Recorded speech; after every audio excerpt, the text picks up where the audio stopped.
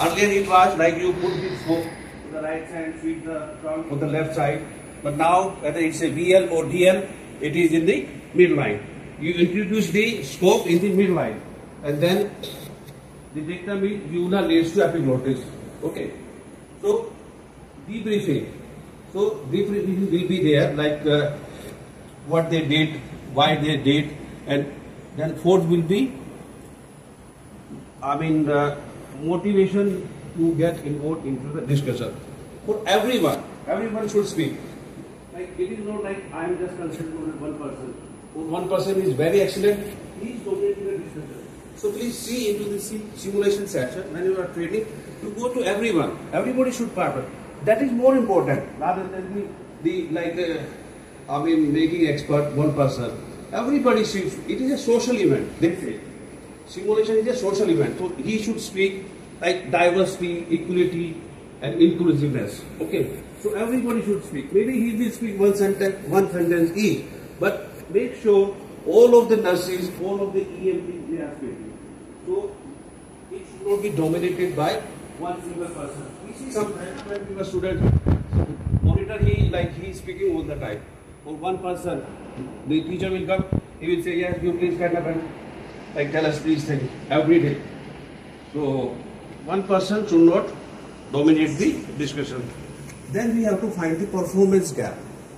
What are the performance gaps? Like he has done very well, he has not done that well, and he has done pretty bad. So what are the reasons for performance gap? Okay, and is it like cognitive, psychomotor, social, maybe under stress? Like they have different kind of reasons. We don't go into those details like Americans or UK. They go so many details, their personal reasons. So, but we have to find why they are performing bad. So we have to find the performance gap. And then lastly, we must help them to cover up those performance gaps. So this we have to do with a honest intelligence.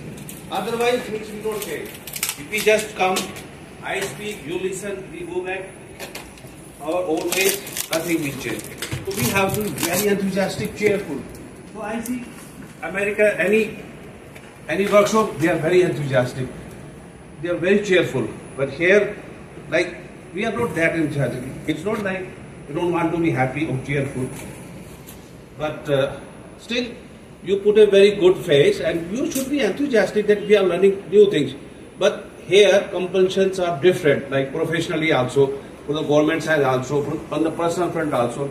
They are pretty free when they come for the workshop. They don't have any other work.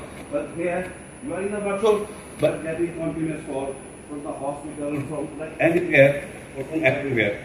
So these are the 6 things, like when you are holding a sim session or simulation session, then you must take into account. Then a word between andragogy and pedagogy. So pedagogy, like we ask students or children to go to school. So they don't have any extrinsic motivation. Like it is extrinsic only, extraneous. Like you tell them, go to the school. They don't have any idea why they are going to school. But here in andragogy, you have an idea. Like I am going to this training because I want to take care of my patient in a better manner. I want to have a good position in the society. Like he can treat that much the patient. He can treat very complicated patient. So he will have to go and get the training. So andragogy, there is a motive, there is a motivation, right? Intrinsic, like you want to get better. Extrinsic or extraneous, like society will recognize you, your peer will recognize you. So motivation is very, very important. Okay, then the candidate comes with some kind of expertise. Like you are doctor, you have some expertise. So basic assumption is that you are not fools, you are not novices. So whenever we are teaching this senior person or with some expertise, we have that basic assumption. So have that kind of respect. If you don't any answer, doesn't mean that you are a fool or you don't know anything. Right? So basic assumption has to be there that you are dealing with people who has good degree. Maybe they are not expert in the field you are asking question, but otherwise they are quite well read, they are treating patient and they have good reputation. To have that basic assumption, like sister again, hey, ye nahi aata, like take a high quality compression. What are the components? What are the components of high quality compression? बताओ 1 2 3 4 5। हाँ आप एक तो आओ खड़े हो जाओ आराम से, फोटो 1 2 3 4 5 बताओ। High quality chest compression, okay, क्योंकि नॉट चेस्ट कंप्रेशन है ना, अंग्रेज बड़े वैसे ना वो कहते नहीं हाई क्वालिटी करो, तो चेस्ट कंप्रेशन करो तो इट्स ओके, बट नहीं, they found out people are doing just chest compression, and I am very surprised. I am not surprised. Whosoever comes to me to register Dr. Jyoti MBBS, nobody still now knows how to do a CPR properly. This is a tragedy in India. Doctors doesn't know. Sometimes they don't know. They know CPR, sir BLS नहीं आता, CPR आता है. The level of ignorance we are suffering, I mean, it's enormous. So it is not this session. We have lot more things to do in at various level. So like it's not like we are asking you.